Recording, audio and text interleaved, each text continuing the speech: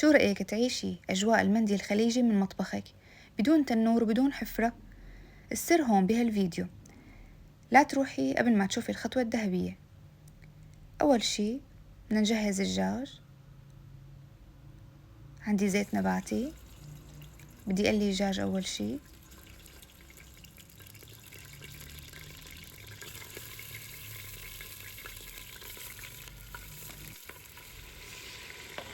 طبعا أنا بحب هيك أقلي الدجاج لحتى ياخد لون. هلا بقيم أول وجبة نزلتها، وبجهز الوجبة الثانية يلي بدي أقليها بزيت نباتي. يعني ما شاء الله ما عاد بده بهارات، الريحة صارت بتشهي القلب. وبجهز البهارات نفسها يلي بدي حطها للرز. عندي ورق غار، قرفة، مرق دجاج، هيل ناعم، عندي فلفل أسود. ما بحط ملح للآخير لأنه الملح أحيانا بتكز عندي اللحمة والدجاج. وعندي بسمير قرنفل، وعندي هون خلنجان، هذا أساسي نكهة البهارات، هو من مشتقات الزنجبيل، نفس القرايبين يعني، نفس العيلة. هلأ بضيف مي.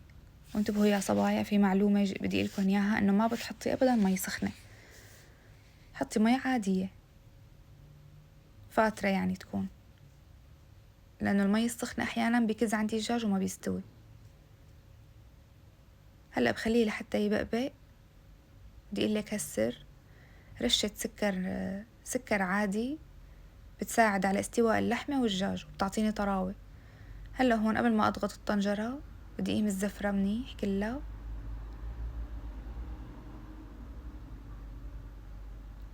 بس حتى أتأكد إنه ما ضل عندي زفرة للدجاج. بعدها بضغط الطنجرة.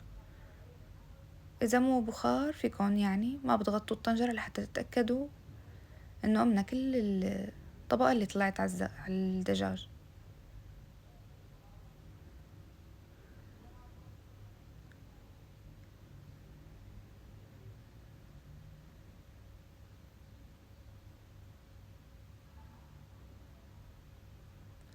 هلأ بسكرها، بعير الوقت، وبهالأثناء بدي شعل الفرن من فوق، لأن ما بتاخد اللي عندي ربع ساعة بيستوي الدجاج، مش حنحمره من فوق. شايفين ما شاء الله. هلأ أنا هون أضفت معلقة ملح كبيرة بعد ما استوى عندي الدجاج يعني، بس فرط على الآخر من رشة السكر اللي حطيتها. هلأ للتحمير عندي سنين توم،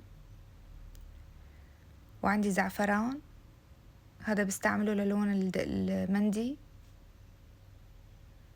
بحط له مي دافية،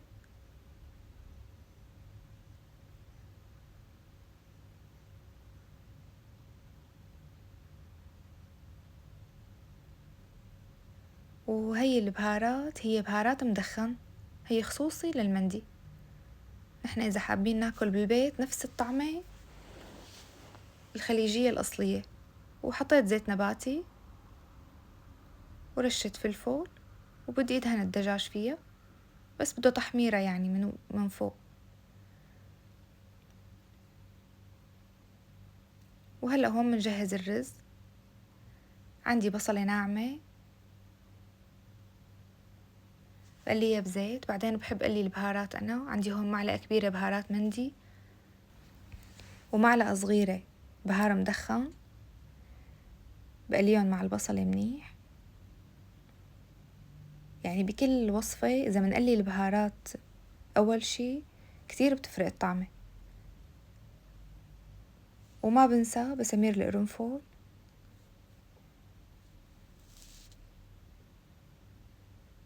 هلأ بقلبهم تقليبة، وبنزل الرز قبل ما انزل مرقة الدجاج اللي عندي اياها. انا هون صفيتها طبعا مرقة الدجاج، بعد ما صفيت الدجاج وفوتته على الفرن صفيت المرقة تبعه منيح بمنخلة ناعمة مشان نزله فوق الرز. الرز عندي رز طويل، كل كاسة رز بتاخد كاسة ونص مي، أو مرق دجاج أو مرق لحم إذا حابين نعملها بلحم يعني. ما بده نقع الرز، بس غسيل، يعني هذا الرز الطويل ما بيحتاج نقع، بس بنغسله. إذا حبينا نحط له معلقة صغيرة ملح وقت الأثناء الغسيل بيطلع منه كل النشا. قلبته هلأ تقليبتين بالزيت، بعدين بنزل مرق الدجاج يلي صفيته. وطبعا عيرت أنا كل كاسة رز أخدت كاسة ونص مرق دجاج. منغطيه، منخليه أول شي على نار قوية. هلأ بهالأثناء بدي جهز كل أغراضي أنا كلها مع بعضها. بنحط بمقلاية صغيرة بصلة ناعمة، انتو بتحبوا كيف تفرموها يعني على راحتكم، مع زبيب أشلميش. بحمصهم كتير منيح لحتى هيك يتغير عندي لون الأشلميش، بيكون صار كافي. هلأ الرز هون استوى، أخذ تقريبا يعني 10 دقايق. بدي ضيف سمنة كتير بتعطيها طعمة وريحة طيبة للأكلة.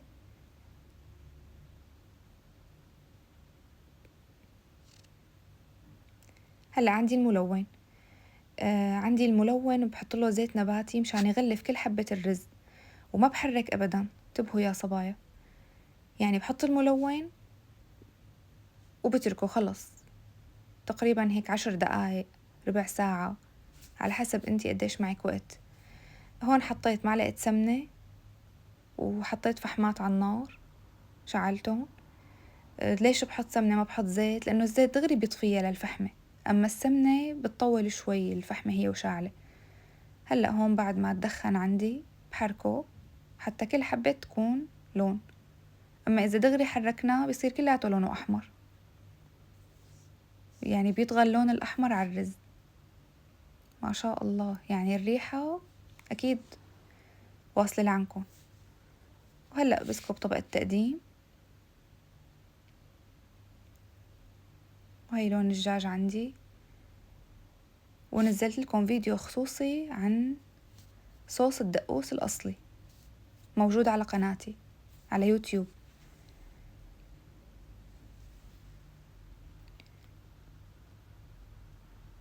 وهلأ بحط الزبيب مع البصل على الوش، والمكسرات انتو اللي بتحبوها. وإذا عجبك هالفيديو لا تنسي تشتركي بالقناة وتفعلي زر الجرس حتى تشوفي كل جديد، وإن شاء الله صحة وألف هنا.